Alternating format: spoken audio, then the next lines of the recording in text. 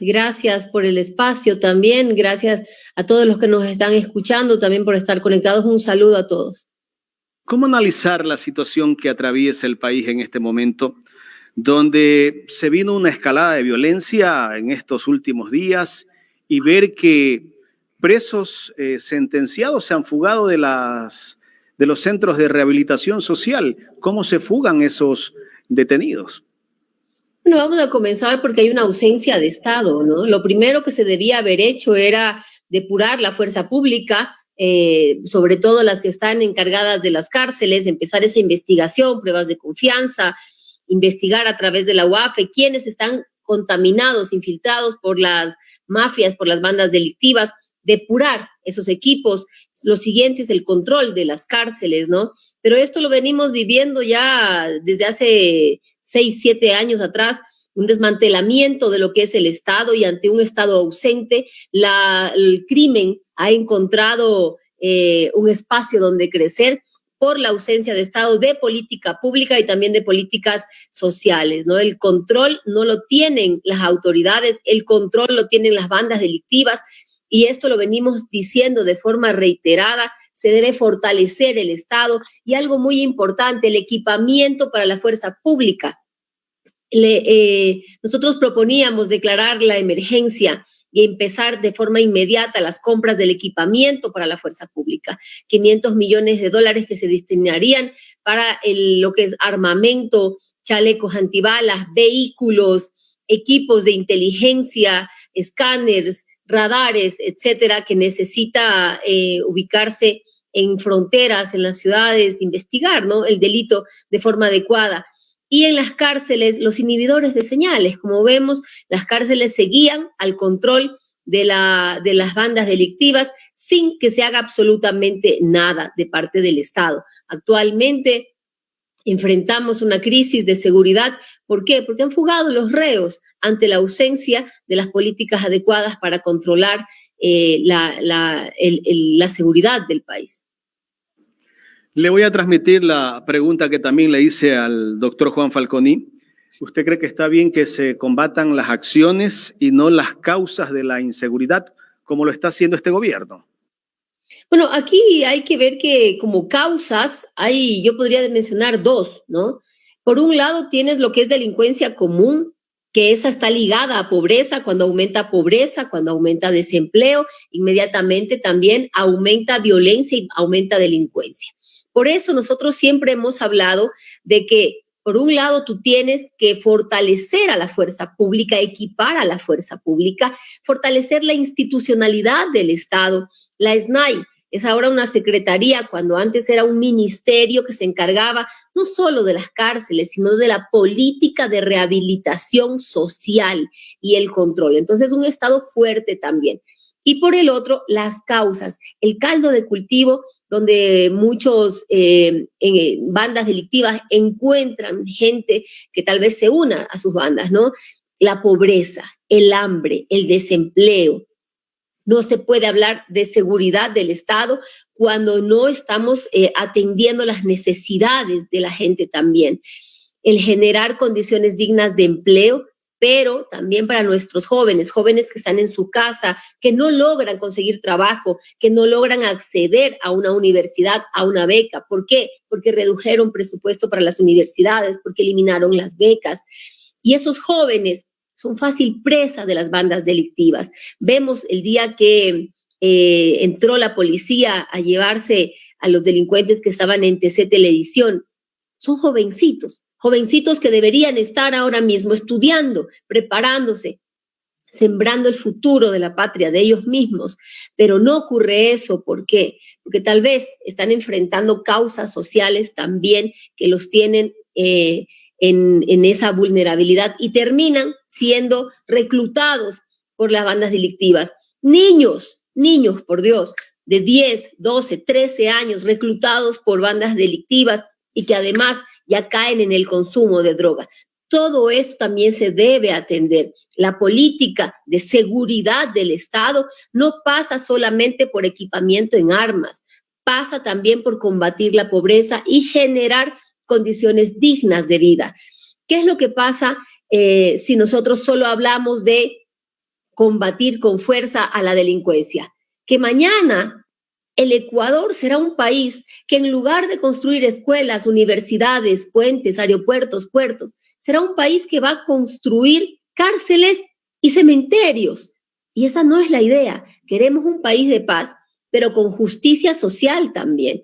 Mano dura, sí, contra los delincuentes. Y aquellos grupos delictivos organizados, ¿no?, que han declarado la guerra al Estado, pues el Estado está bien, tiene que declararles la guerra y tiene que ir con fuerza a repeler a quienes siembran el terror, a quienes matan inocentes, y todo el apoyo para la fuerza pública, para las Fuerzas Armadas, pero también a la par que se trabaja con ellos, debe trabajarse las causas que originan las desigualdades, atender a nuestros niños, los niños que hoy día no están en las escuelas, que no están en los colegios, devolver el presupuesto a las universidades. En eso debe estar trabajando ya este gobierno también.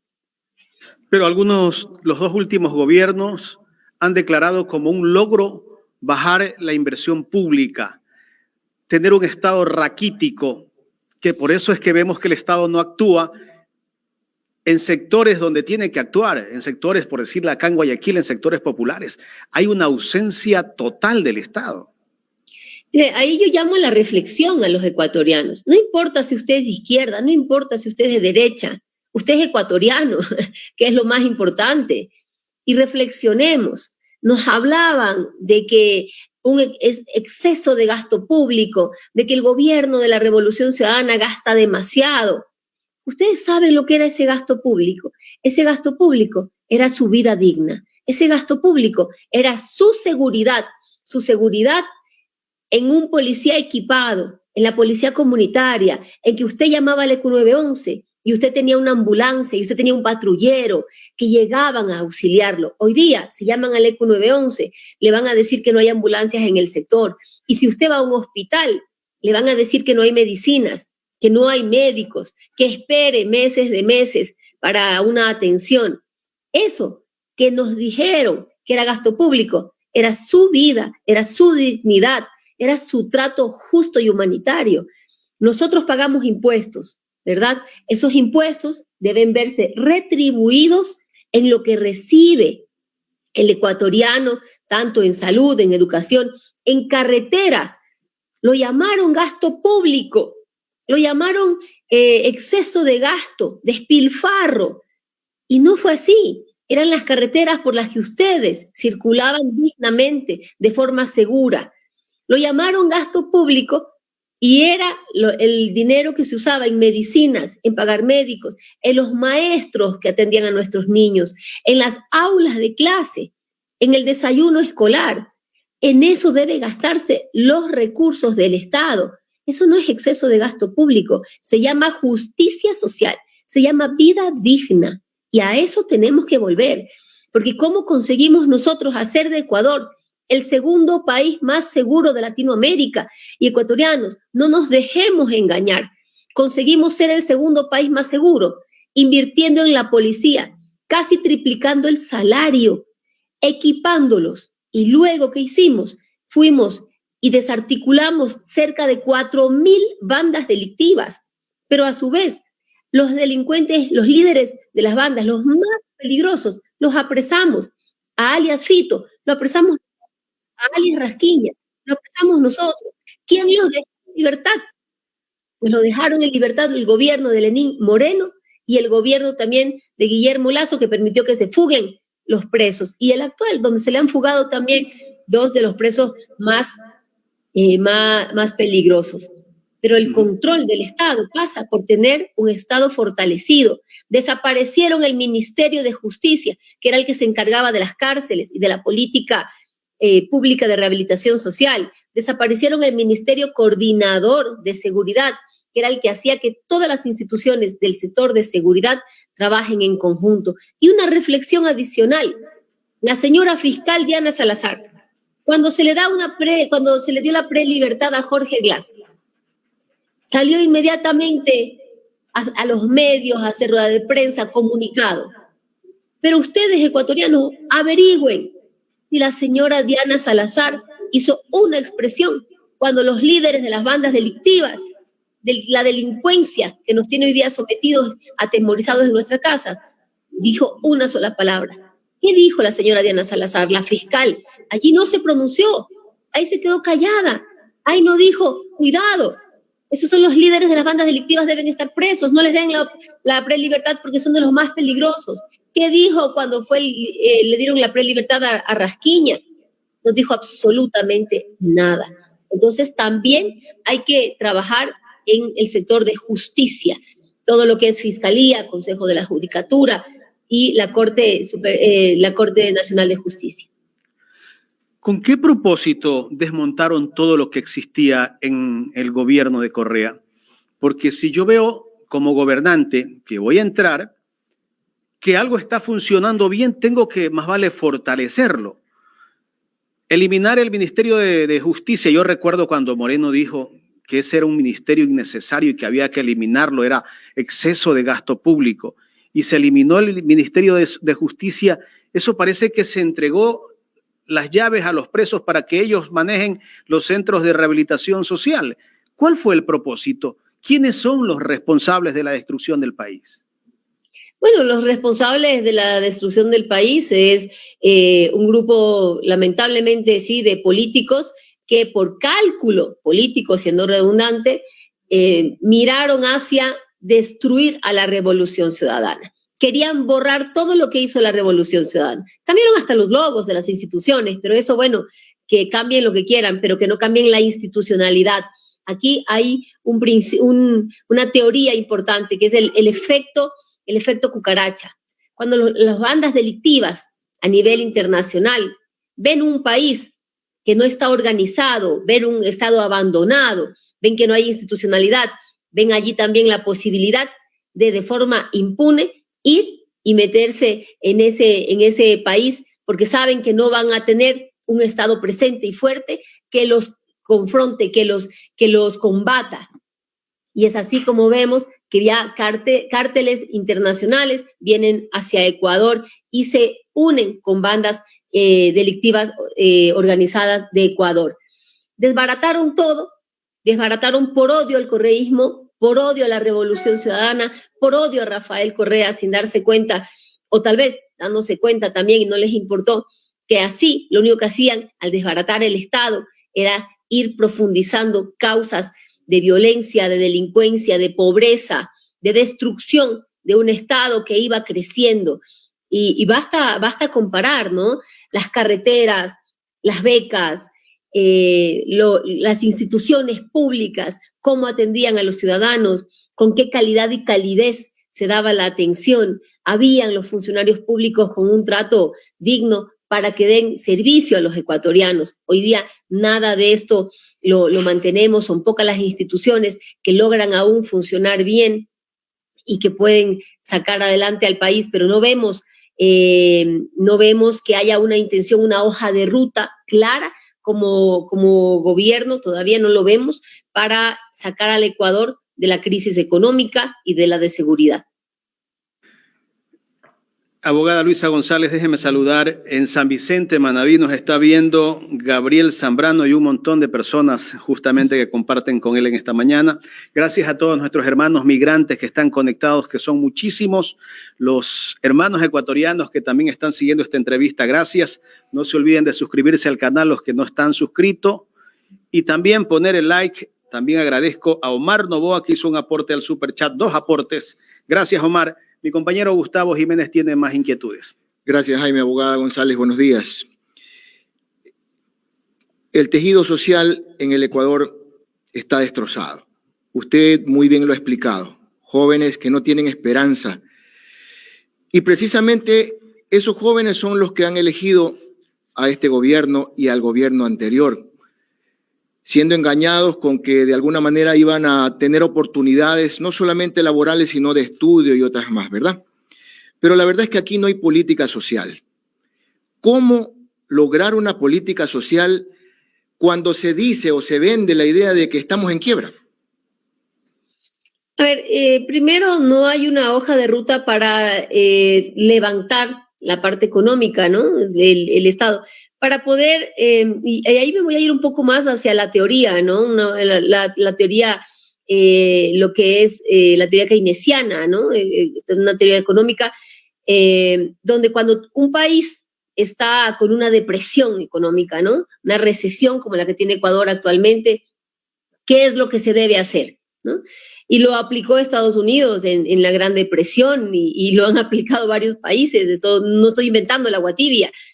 Debe haber una fuerte inversión desde el Estado, ¿sí? Y me pueden decir, sí, pero es que no hay dinero en el Estado. Lo había las reservas internacionales que en promedio jamás pasaron de 4.000 millones de dólares y que llegamos a tener sobre los 8.000 millones de dólares. Era tan simple como traer parte de esa reserva, que es dinero de los ecuatorianos, para entregar recursos a los gobiernos autónomos, a las alcaldías, a la prefectura, para que hagan las obras que primero son necesarias para los ciudadanos y segundo, reactivarían la economía y generarían empleo. Luego, desde el gobierno central, las obras que se necesitan, la inversión eficiente del Estado genera desarrollo, genera empleo, moviliza, empuja a la empresa privada, genera condiciones mejores para todos. Cuando empiezas a producir, el Estado también recauda más. Es un círculo virtuoso porque primero tú empiezas a dinamizar la economía, pero también como Estado recaudas más a través de impuestos, haciendo también que paguen los impuestos, ¿no? No condonando todas las deudas de los grupos poderosos cercanos. Y lo segundo importante aquí es que si bien tú vas trabajando en la parte económica desde el Estado, también hay que bajar las tasas de intereses. Eso es fundamental para, a través del crédito, reactivar la economía. Pero Ecuador, con tasas de intereses, claro, gobiernos de banqueros, con tasas de intereses por los cielos, no puedes acceder fácilmente a un crédito que debe ir destinado a generar la reactivación productiva. No créditos para consumo, sino créditos productivos. Y para eso el Estado también puede hacerlo a través de la banca pública. Tienen el Banco del Pacífico, tenemos Ban Ecuador, y desaparecieron la CFN, que debe volver a funcionar como funcionaba antes para los créditos productivos, para la industria, empujar la industria para que así empiece a reactivarse la economía. Y a la vez ir invirtiendo también en las políticas sociales de salud, que nadie se nos muera por pobre, que nadie se nos muera por no tener para pagar una receta, porque no pudo llegar a la atención de un médico, sino que el sistema de salud vuelva a contratar a los médicos que fueron despedidos desde la pandemia, equipe nuevamente los hospitales de atención digna, las universidades se les devuelva el presupuesto, las becas para nuestros jóvenes, pero también que haya el sistema de vigilancia. Hay el sistema, pero no lo aplican. Si un joven no se matricula, si un niño no se matricula este año en el lectivo, en el curso que le corresponde, hacer el seguimiento y la vigilancia. ¿Dónde está ese niño? ¿En qué unidad educativa se encuentra? ¿Por qué no está yendo a clases?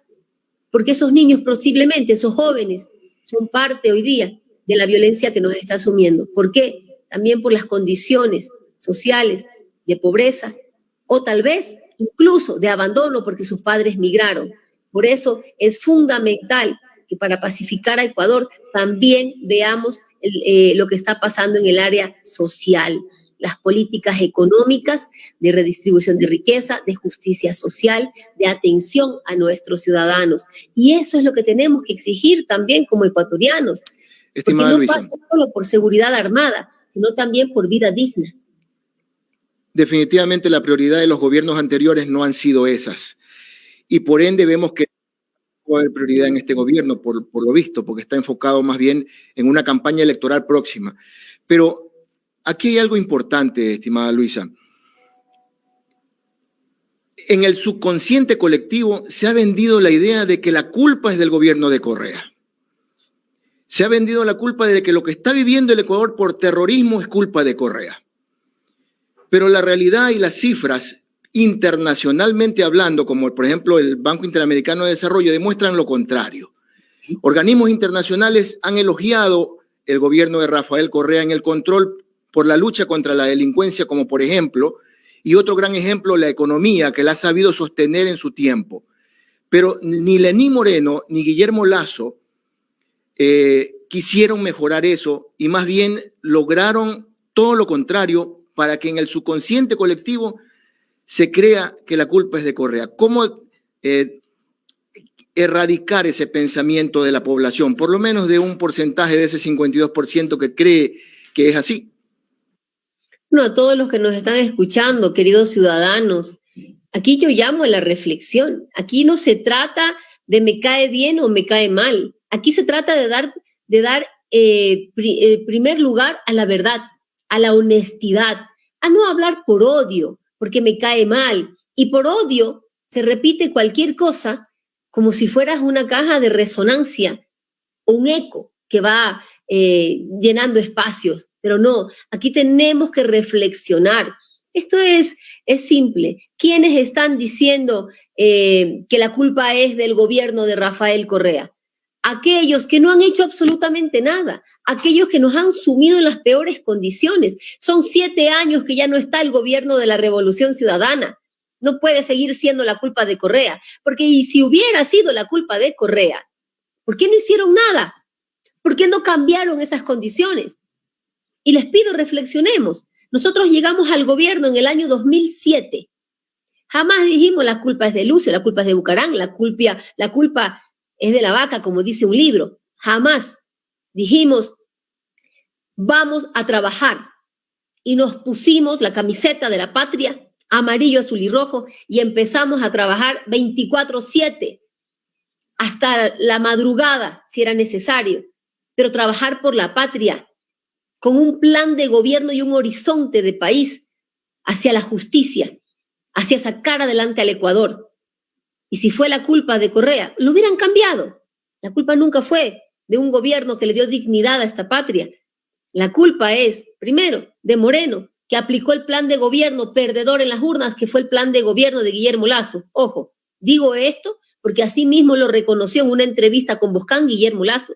Y él dice claramente que Lenín Moreno se distancia del correísmo y asume su plan de gobierno. Y luego vino Guillermo Lasso, un banquero improvisado que lo único que aspiraba en su vida era tener la banda de Carondelet, su foto en el Salón Amarillo y decir fui presidente del Ecuador. Nada más, porque nunca supo conducir la patria, pero eso sí, se enriqueció él en cerca de 21 millones de dólares, 21 millones de dólares en 2 años que fue presidente. Eso debería estar investigando la fiscal. ¿Cómo su patrimonio llegó a crecer tanto? Empobrecía la patria. Sin equipo. Nos sumió en el narcotráfico y en la delincuencia porque su círculo, el círculo del presidente Guillermo Lasso, está vinculado a la mafia albanesa, como lo dice el informe León de Troya. Y ojo, aquí también para que reflexionen los ecuatorianos. La fiscal Diana Salazar jamás se pronunció sobre el caso León de Troya, donde están las pruebas, la investigación de la policía que vincula al gobierno del expresidente Guillermo Lasso con la mafia albanesa. Jamás dijo nada, se quedó callada, jamás salió a los medios de comunicación, jamás hizo logos, memes, pronunciamientos, como los está haciendo ahora en otros casos en los que quiere afectar a la Revolución Ciudadana. Aquí hay una hoja de ruta de muchísimos actores políticos, de la fiscal por afectar a la Revolución Ciudadana, pero más allá están las obras que sí se hicieron. Miren ahora, nuevamente este nuevo gobierno asume el Estado, pero sin una hoja de ruta clara hacia dónde nos va a llevar como país. Lo primero que debió haber hecho es comprar el equipamiento para la fuerza pública. Lo siguiente, tomar el control de las cárceles. Pero no, estuvieron haciendo TikToks, memes, que va a la peluquería, que los tratamientos faciales. También hay que establecer las prioridades.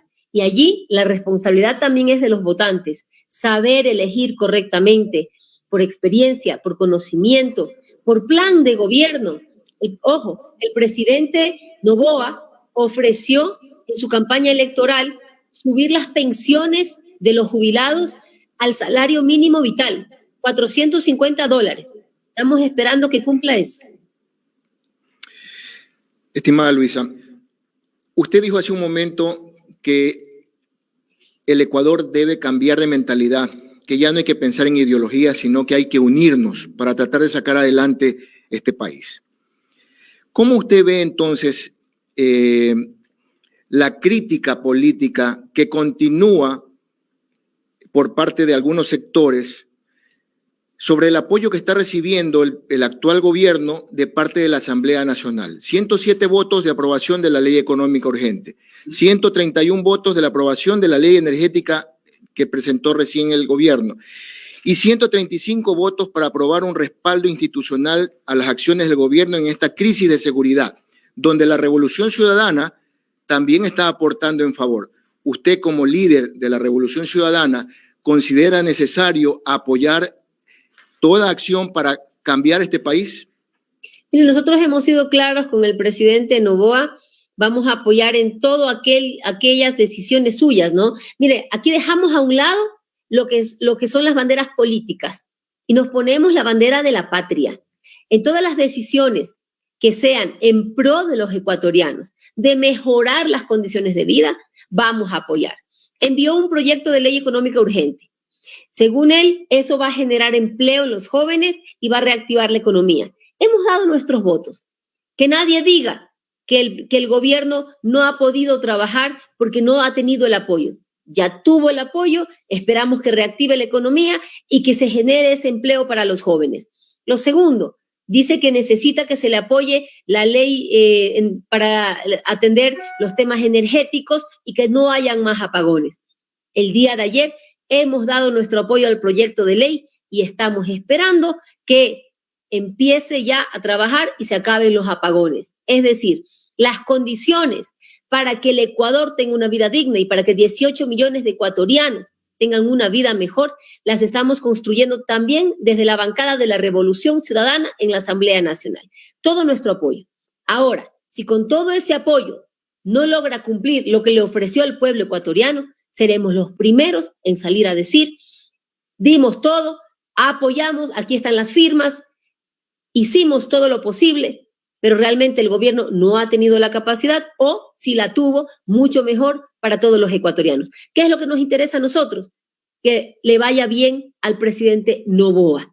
¿Por qué? Porque si le va bien a él, nos va bien a 18 millones de ecuatorianos. Luego, en las urnas, en las próximas elecciones, definiremos quién continúa o no siendo presidente. Hoy es lo que nos importa a nosotros, cómo está nuestro país. Y por eso la bancada de la Revolución Ciudadana le ha dado el apoyo con los votos para las leyes que ha propuesto el presidente Daniel Noboa. Y el país lo aplaude, pero lo que no entiende el país es por qué, no sé si calificar, mejor no voy a calificar la posición del presidente Noboa, pero algunos candidatos a la presidencia, incluyéndola, Luisa, han sido ustedes abiertos en ofrecerle su plan de seguridad. Y el presidente Noboa ha dicho que esto es una oportunidad, o son oportunistas estos candidatos al querer ofrecer algo cuando él tiene ya todo planificado. ¿Cómo usted ve esa actitud del presidente, a pesar de que está teniendo apoyo desde la Asamblea? Bueno, esa es la actitud de él. La ha demostrado siempre, ¿no? Una actitud de, ok, yo puedo solo y está bien. Fue elegido él para presidente y le corresponde gobernar. Esa es su postura, la respeto, no la comparto. Yo creo que sí hubiera sido prudente un llamado a todas las fuerzas políticas a sentarnos y hacer una ruta común de patria, una agenda país, una agenda de Ecuador, algo que trascienda un pequeño gobierno, sino que vaya a décadas de trabajo organizado, sistemático, con visión de patria y de futuro. Creo que ese debería ser el objetivo común en donde todos los partidos políticos deberíamos confluir. Luego, nosotros le hemos dado nuestro apoyo en la Asamblea, nuestra responsabilidad con los ecuatorianos, apoyar al presidente que salió electo en las urnas en lo que nos parece que puede generar condiciones buenas para todos. En lo que no estemos de acuerdo, porque vemos que se busca privatizar o se busca menoscabar los derechos laborales, no vamos a apoyar, y en eso voy a ser clara. pero la postura de él es no aceptar la ayuda que se le está ofreciendo, y está bien, está en su derecho, es el presidente de la República. Luisa González, hablemos de la consulta popular. Mandó primero 11 preguntas el presidente de la República para la consulta popular, ahora incluyó 9 preguntas más, por ahí dicen que posiblemente habrán 5 más, no sabemos, pero ya es como casi que un cuestionario de preguntas que nos envía para que todos los ecuatorianos respondamos en una consulta que está preparando el gobierno. Esa consulta cuesta $60 millones, más la promoción que me imagino va a hacer el gobierno, serán otros millones más. Ya se aprobaron 2,5 millones para promoción, no sé si de obras o acciones que está tomando el gobierno. ¿Es necesario en este momento hacer una consulta popular cuando el país está en crisis, cuando, como lo dije hace un rato, los patrulleros no tienen para el mantenimiento y vienen los narcotraficantes y son los que hacen el mantenimiento de los patrulleros de la policía?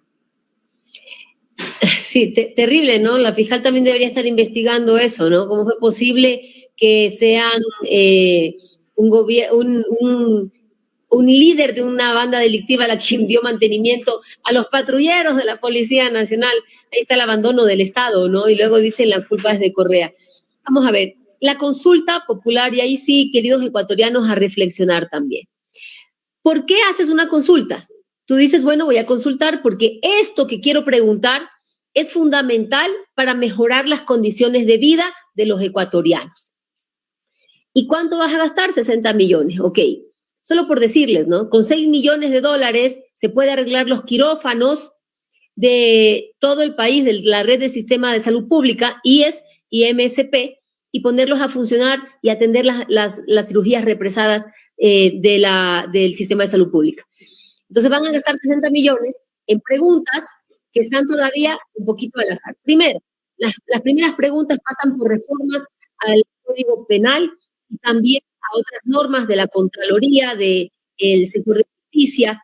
Entonces, esas normas se las puede cambiar no gastando los 60 millones de dólares, simplemente con una reforma planteada a través de la Asamblea Nacional. Como bancada de la Revolución Ciudadana, se elaboró la propuesta de reforma a esos cuerpos legales que fue ya presentada en esta semana, el día lunes, por los asambleístas nuestros, para que nos evitemos, nos ahorremos los 60 millones y esas 11 preguntas vayan y se las reforme a través de la Asamblea Nacional. Ahorramos los 60 millones. Ahora, hay una pregunta más, que es la de los casinos. Si queremos nuevamente volver a tener casinos en todo el país, la libertad de abrir casinos.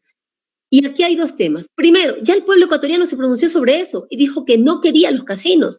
Segundo, son un mecanismo de lavado de dinero. Queremos combatir el crimen, el narcotráfico. Eso pasa por un tema económico también.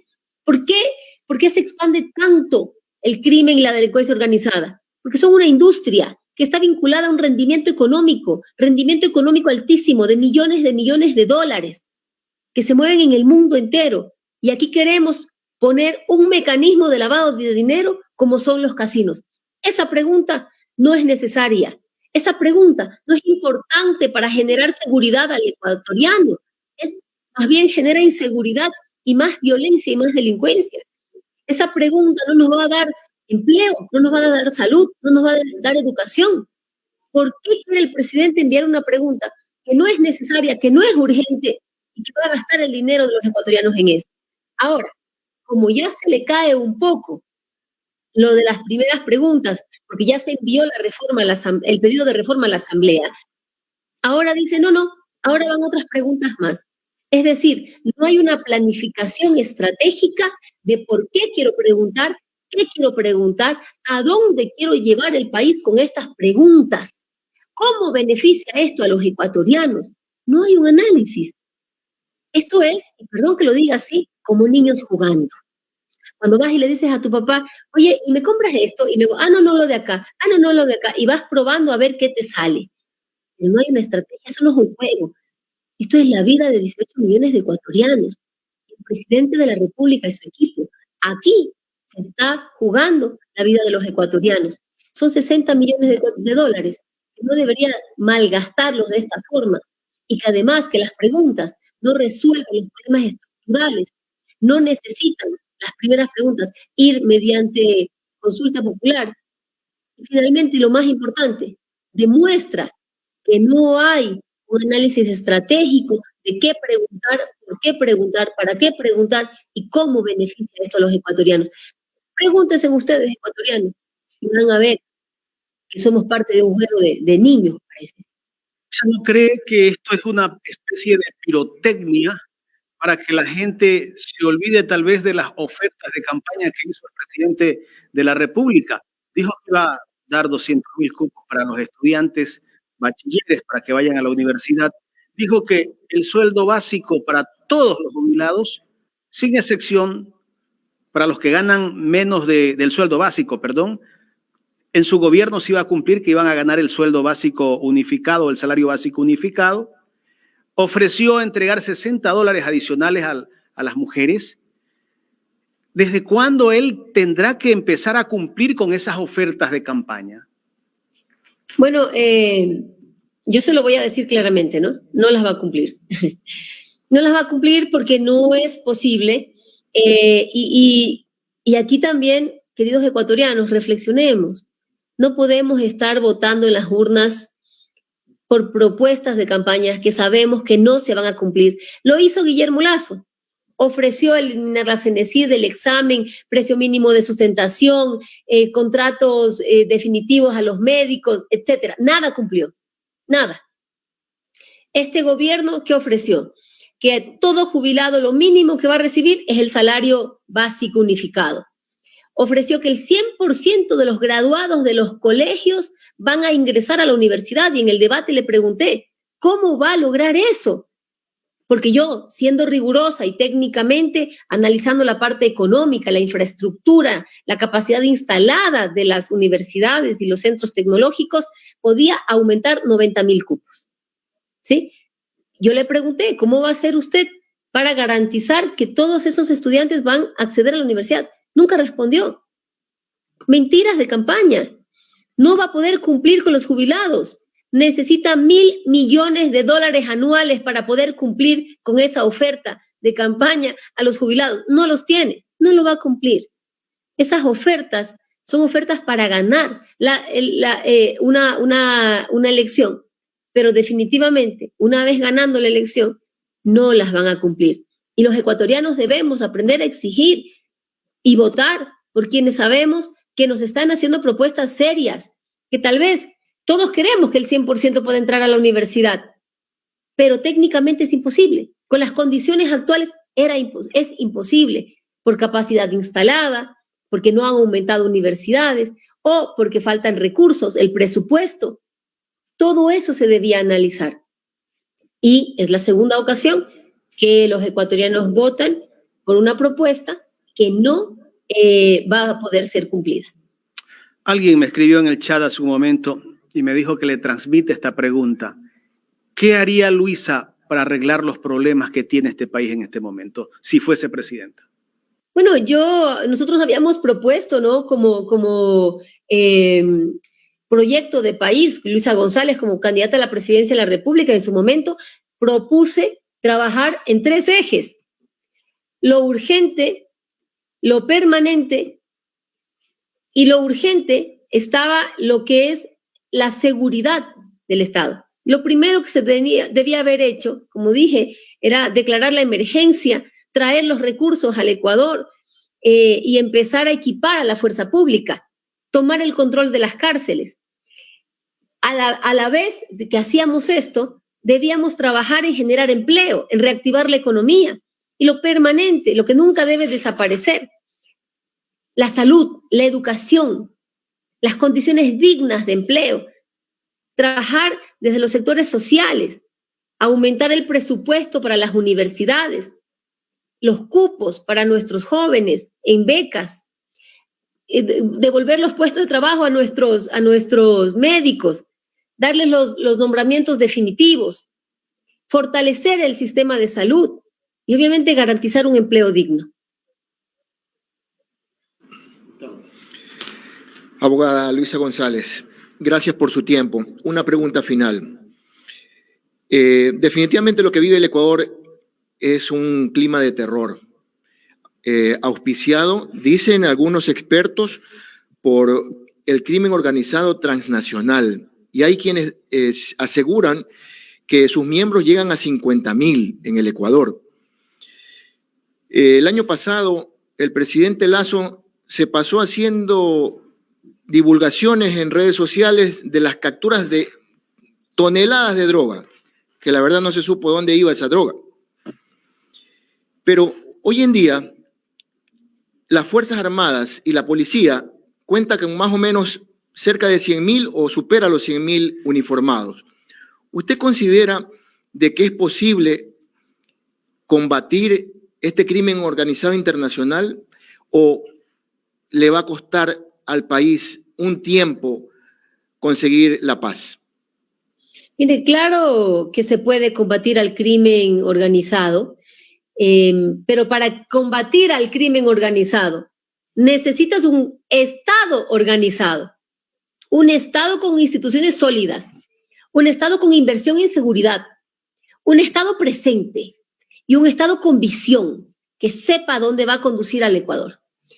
Segundo, cuando hablamos de crimen organizado transnacional, necesitas trabajar en conjunto con otros países. La Conbifron, que era este acuerdo en el que se manejaba la seguridad entre Ecuador y Colombia, donde se trabajaba en conjunto para vigilar nuestras fronteras, la frontera del Putumayo, que es de donde sale la droga que se produce en Colombia y que se exporta desde los puertos de Ecuador. Por decirlo en una palabra más, es lamentable decir que se exporta, pero sale desde los puertos de Ecuador, porque sale, digo exporta, sale en los contenedores de banano, y allí también pasa por las regulaciones desde el Ministerio de Agricultura. Quitaron regulaciones, dieron permisos y cupos de exportación sin verificar que realmente se está produciendo esas hectáreas de banano. Pero bueno, eso es parte de lo que se tendría que hacer, que debería estar haciendo también este gobierno. Las alianzas con otros países, Estados Unidos también, México, la Unión Europea, y trabajar todo lo que es seguridad, inteligencia en esos países, en Ecuador, y trabajar en conjunto para poder investigar las rutas de estas bandas delictivas. Un sistema de análisis, la unidad de análisis de lavado de activos, la UAFE, análisis financiero y lavado de activos. La UAFE debe estar fortalecida, le falta personal. La adquisición de radares, que nosotros lo hicimos y no han vuelto a comprar radares, más bien los dañaron en el gobierno anterior. La adquisición de equipo de tecnología con tecnología de punta para investigar el delito. Escáneres en los puertos, aeropuertos. La militarización de los puertos y aeropuertos, que puede sonar drástico, pero es una medida que hay que tomar hasta tomar el control del país. Sí, tomará su tiempo, pero es posible. Pero mientras se toman estas medidas en torno a la seguridad, también se debe trabajar, por favor, esto no es aislado, se debe trabajar en generar empleo, en generar salud, educación, a través de una política pública de salud, de educación y de empleo digno, de reactivar la economía. Muchos de los que están cometiendo delitos ahora son jovencitos, son niños reclutados. A ellos también hay que rescatarlos de las condiciones en las que están viviendo. Abogada Luisa González, queremos agradecerle por aceptar conversar con Ecuador en directo.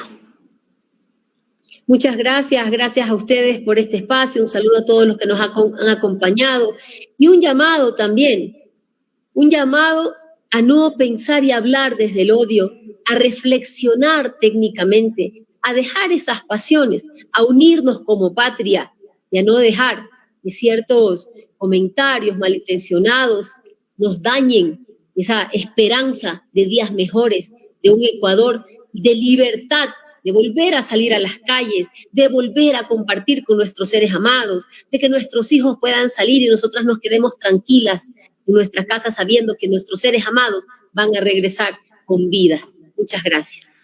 Gracias a la abogada Luisa González, ex candidata a la presidencia de la República por la Revolución Ciudadana, analizando la situación del país en esta mañana aquí en Ecuador en directo, Gustavo. Con mensajes claros, directos, importantes de lo que se debía ejecutar o se debería ejecutar, perdón.